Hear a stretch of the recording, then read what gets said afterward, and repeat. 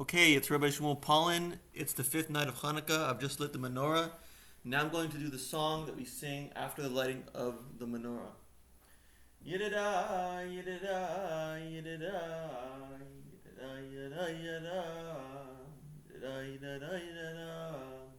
yidda, yidda, yidda, yidda, oh yidda, yidda, oh yidda, oh yidda, oh yidda. Ay ay ay, haneros, hallelu, haneros, hallelu, haneros, hallelu, hallelu, haneros, hallelu, anu madlikina hachuais, bam bam bam bedadam, bam bam bam bedadam, hanerai salalu, bam bam bam bedadam, bam bam bam bedadam, anu madlikin alachuos vialanis in vialaniflois. Sheyasi salaviseinu, Sheyasi salaviseinu, Bayamim ahem bizman hazeh, Bayamim ahem bizman hazeh, bizman hazeh. Yadara madara madara madara madara madara babara bam. Ba-ba-dum, ba-ba-dum, ba-ba-dum, ba-ba-dum, ba-ba-dum, ba-ba-dum, ba-da-da-da-da-da-dum. V'chol shemay shemay Chanuka nesol kedashim, v'chol shemay shemay Chanuka nesol kedashim, ve'in lo reshus l'ishtamesh b'hein ela, l'reisam b'lvan b'lvan. Al yedei koyanecha hakdoshim, al yedei koyanecha hakdoshim, al yedei koyanecha hakdoshim, al yedei koyanecha hakdoshim, al yedei koyanecha hakdoshim, al yedei koyanecha hakdoshim.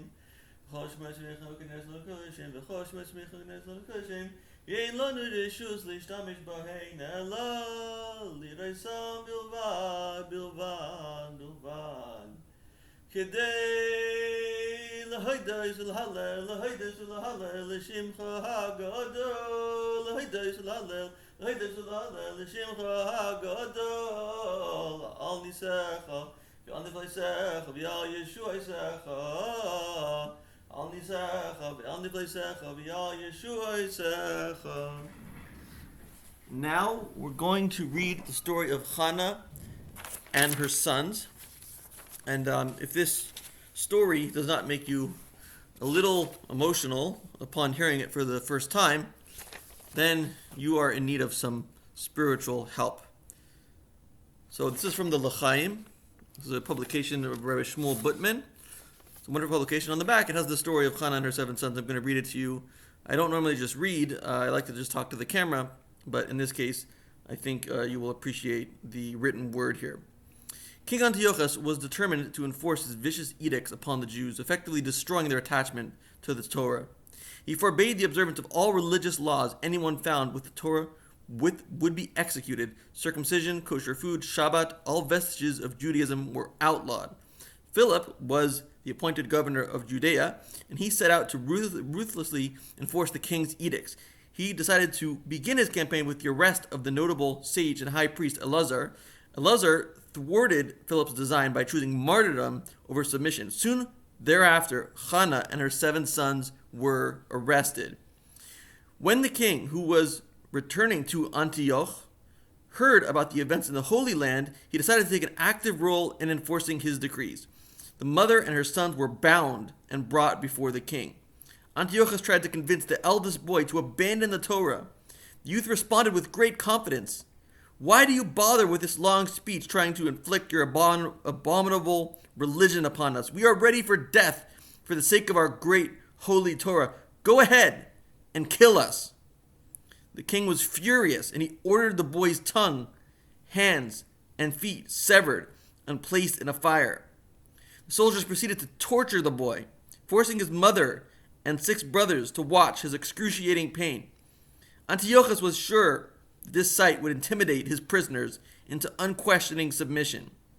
Instead, the martyrdom spurred the family to a deep resolve to accept their fate and to sanctify God's name. When the second brother was brought to the king, even the members of the king's retinue begged the boy to obey the king. The boy, however, replied, "Do what you will with me. I am no less than my brother in devotion to God." The second son's torture was as bitter as his brother's had been. As he died, he told the king, "Woe to you, pitiless tyrant!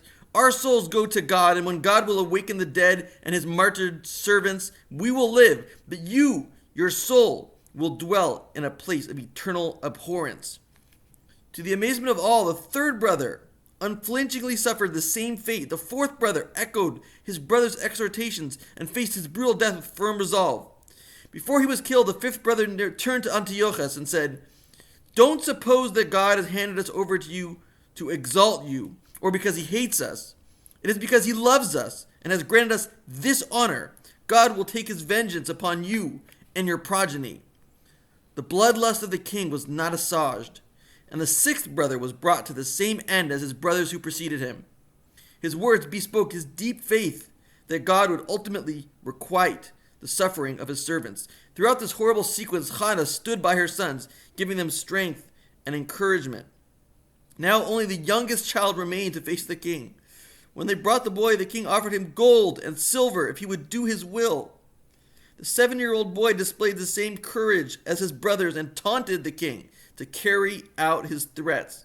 The king couldn't believe such words coming from a mere child, and he called for Hannah to be brought to him. Hannah stood before the murderer of her children. "Woman, have compassion upon this child. Persuade him to do my will so that you will have at least one surviving child, and you too will live." She pretended to agree and asked to speak with her son. When they stood together, Hannah kissed the boy and then said, "My son, I carried you in my body for 9 months. I nursed you for 2 years, and I have fed you until today. I have taught you to fear God and uphold his Torah.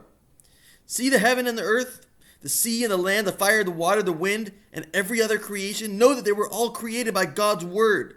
He created man to serve him, and he will reward man for his deeds. The king knows he is condemned before God. He thinks that if he convinces you, God will have mercy on him. God controls your life's breath and can take your soul whenever he desires. If only I could see the greatness of your glorious place, where we would be illuminated with God's light and rejoice and exult together." Hannah returned to the king, saying, "I was unable to prevail upon him." The exasperated king again addressed the child, who answered him, "Who are you seeking to overpower with your enticements? I laugh at your foolishness. I believe in God, whom you blaspheme. You will remain an abomination upon all mankind, loathsome and far from God." The king was enraged. According to the Talmud, Antiochus gave the boy a chance to save himself by bowing down to retrieve his signet ring. But the boy refused. As they removed him, Hannah begged to kiss him one last time. As if speaking to all 7 children, Hannah said, "My children, tell your ancestor Abraham, you bound only one son upon the altar, but I bound 7. Then Antiochus ordered the child be tortured even more than his brothers.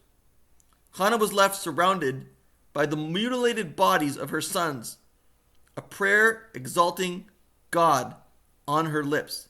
Then the distraught woman threw herself from a roof and rested beside her martyred sons.